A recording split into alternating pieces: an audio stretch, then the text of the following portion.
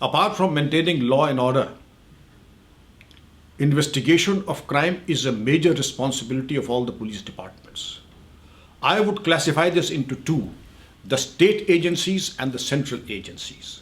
We have the state agencies, and in the state agencies, if you have the local police, investigation is conducted via the provisions of section 154 of the Criminal Procedure Code. That is, first an FIR has to be lodged, and once the FIR has been lodged, it will be investigated by the local police station. There are certain acts by virtue of which the investigation will have to be conducted by a gazetted officer, that means the Deputy SP. In that cases, as in many states, you have the SC/ST Act, the Dowry Act, which by nature of the act itself will have to be investigated by a Deputy SP. Then there are specialized agencies within the state, like the Crime Branch CVCID, is known the Crime Branch CVCID, Criminal Investigation Department. Technical cases, complicated cases, cases that have ramifications that go into many districts and locations, they are entrusted to the Crime Branch CVCID. Those that pertain to large-scale corruption and nepotism in senior positions, they are investigated by the Vigilance Department of the state. Those that pertain to corruption of the non-gazetted ranks, they are conducted by the anti-corruption, that is the ACB or the ACO, Anti-Corruption Organization, or the Anti-Corruption Bureau.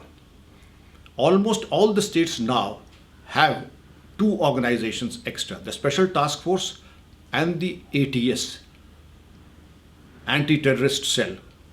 These two organizations are specifically meant to combat anti-national elements, crime syndicates, mafia, and complicated crime like cyber crime, money laundering, as also gun running, drug peddling, that have large national and international ramifications, because they in their turn, along with the state CID, can coordinate with the Interpol and issue red corner notices whenever they are necessary in case of fugitives who have gone underground. These are primarily the state and the district level investigations, although many districts and ranges and zones have created an SIT of their own. What is an SIT? SIT is a team of specialized investigators who have no other job except to investigate sensational cases, important cases, cases that have to be worked in record time, and when the police credibility is at a low, then there is a demand for change in investigation and investigators. That is the time when investigations are transferred to the SIT also, that is locally. But there may be a situation when people may demand, or the political leadership may demand, that we do not trust the SIT, then there's a demand for the state CVCID, Crime Branch CVCID. There may be occasions when there are occasions that we do not trust anybody in the state, the matter should be referred to the CBI. The matter should be referred to some other agency. Let us go to the agencies of the center. The Central Bureau of Investigation, again, is a pre-independence organization and carved out immediately during the Second World War to investigate and work out large cases and major cases of nepotism and corruption and wrongdoing. And it is a matter of tremendous satisfaction the CBI has established excellent traditions and have a very good reputation of professionalism. Important cases are entrusted to the CBI on the recommendation of the state governments. The High Courts and the Supreme Court also entrust investigations to the CBI. The Government of India, in serious cases of fraud and corruption, entrusts such investigations to the CBI. Then we also talk of ED, Enforcement Directorate, then the Narcotics Control Bureau.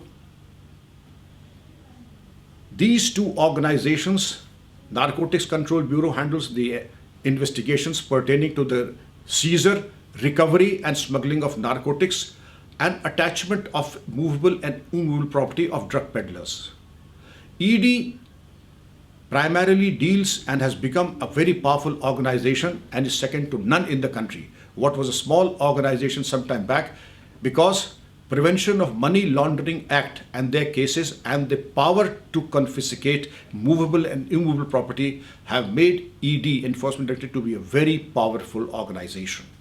They also have a great number of skillful and capable, competent investigators, and they investigate high-profile crime pertaining to top political leaders, political parties, large-scale movement of money from India and abroad, as in the case of the Modis, as in the case of Vijay Mallya, and also in the case of other political people.